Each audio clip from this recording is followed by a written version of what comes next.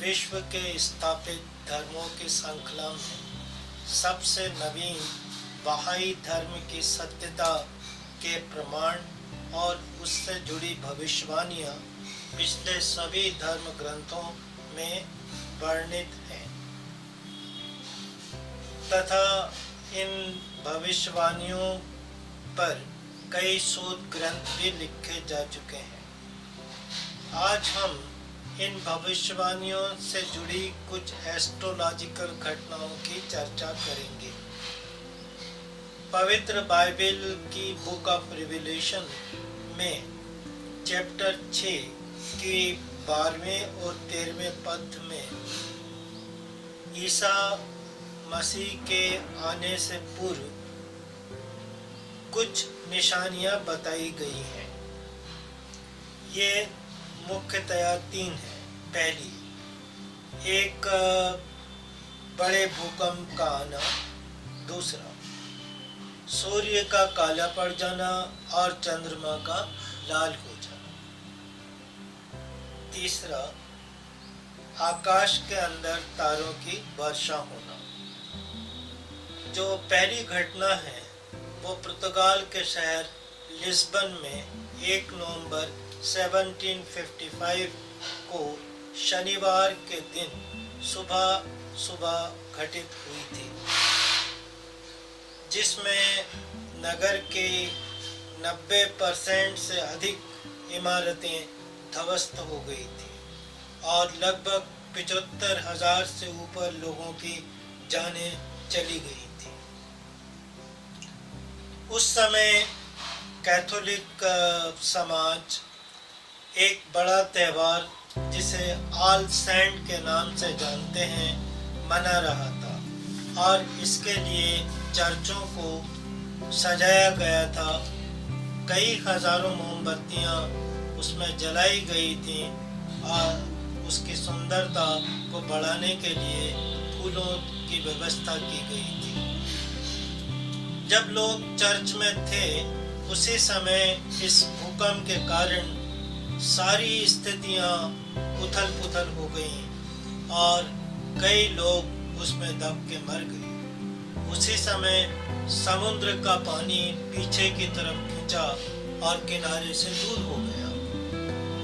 इस कारण कभी जो नौकाएं डूबी थीं वो दिखाई देने लगी और लोगों में यह अफवाह फैल गई कि नौकाओं के अंदर खजाना भरा हुआ है। लोग कीचड़ को कूदते फांदते इस खजाने को प्राप्त करने के लिए नौकाओं की तरफ दौड़ने लगे।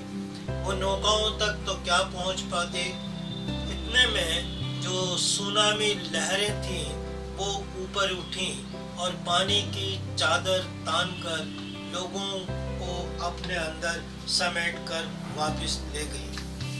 दूसरी जो घटना थी वो सूर्य का काला पड़ना और चंद्रमा का लाल हो जाना था। ये 19 मई 1780 को अमेरिका के कुछ और कनाडा के कुछ भाग में देखी गई थी।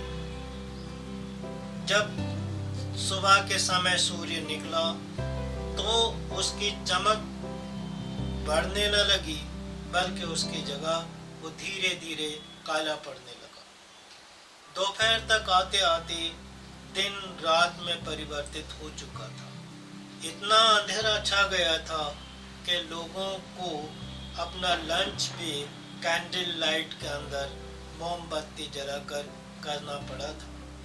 उसी समय लोगों ने देखा कि आकाश में एक लाल रंग का गोला चमक रहा है। ये वास्तव में ब्लड मून था।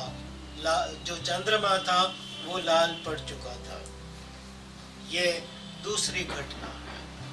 इस घटना से प्रभावित होकर कैथोलिक क्रिश्चियनों से अलग हुआ एक समूह जिनको शेकर्स के नाम से जानते हैं, ये कहने लगे थे कि प्रलय या संसार की मृत्यु निकट आ पहुंची है। और उनके बीच में एक वाक्य प्रचलित हो चला था bride made ready for the bride groom, यानी दूल्हे के लिए दुल्हन जो है तैयार हो चुकी है। तारों की वर्षा, ये तीसरी घटना थी।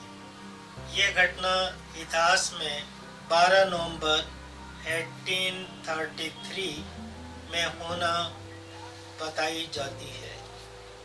हजारों की संख्या में मेटियर्स या उल्काएं चमकदार पानी की बूंदों की तरह आकाश से बरस रही थी। पेंटाग्राफ न्यूज़पेपर में लिखा था जैसे कि स्वर्ग में आग लग गई हो। कुछ लोग इस घटना को सेकंड ग्रेट अवेकनिंग के नाम से भी जानते हैं, अथवा दूसरा महा प्रबोधन। ये घटना ईशदूत बाप की उद्घोषणा से केवल 11 वर्ष पहले की है। पुण्य आत्मा बाप के जन्म के समय 1819 में आकाश में एक चमकदार पोन्स नामक कॉमेट दिखाई दिया था। बाप की उद्घोषणा के लगभग 11 महीने पहले 23 मार्च 1843 को एक लंबी पूंछ वाला ग्रेटर कॉमेट भी आकाश में दिखाई देने लगा था। इस कॉमेट की पूंछ की लंबाई लगभग 10 करोड़ 80 लाख मील के आसपास थी। इन आसमानी निशानियों में सबसे रोचक कहानी बायला नामक कॉमेट की है। ऐसा प्रतीत होता है जैसे ईश्वर तारों की कलम से आसमान के कागज पर बाह्य धर्म का इतिहास लिख रहा है। 1843 में बायला आकाश में दिखाई देने के बाद गायब हो गया था। फिर नवंबर 1845 में फिर दिखाई दिया। इसके पश्चात जो घटना घटी उसका वर्णन एस्ट्रोलॉजी में किसी दूसरी जगह पढ़ने और देखने को नहीं मिलता। ये पुच्छल तारा 1846 में 2 भागों में विभाजित हो गया था, जिसका वर्णन हमें सर जेम्स जेनिन की पुस्तक through the time and space में पढ़ने को मिलता है। 1846 वो वर्ष है जब मुल्ला हुसैन ने बाप का पत्र तेहरान में बहाउल्लाह को पहुंचाया था।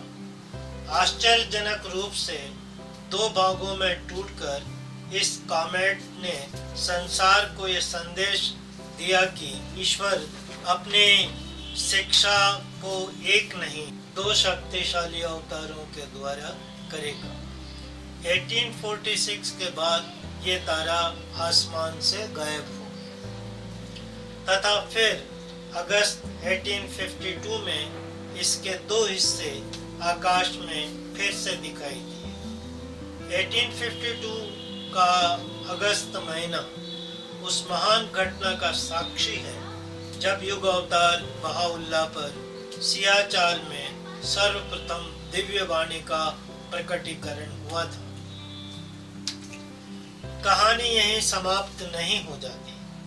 बायला तारे का टूटा हुआ छोटा भाग धीरे धीरे मध्यम पड़ता चला गया और अपने बड़े चमकदार भाग से लगभग 15 लाख मील दूर जा चुका था। जैसे कह रहा हो कि ईशदूत बाप बहाउल्लाह के अवतरण के लिए अपनी शहादत देकर इस विनाशी संसार से आबालोक को उच्चतम स्थान की तरफ प्रस्थान कर चुके हों।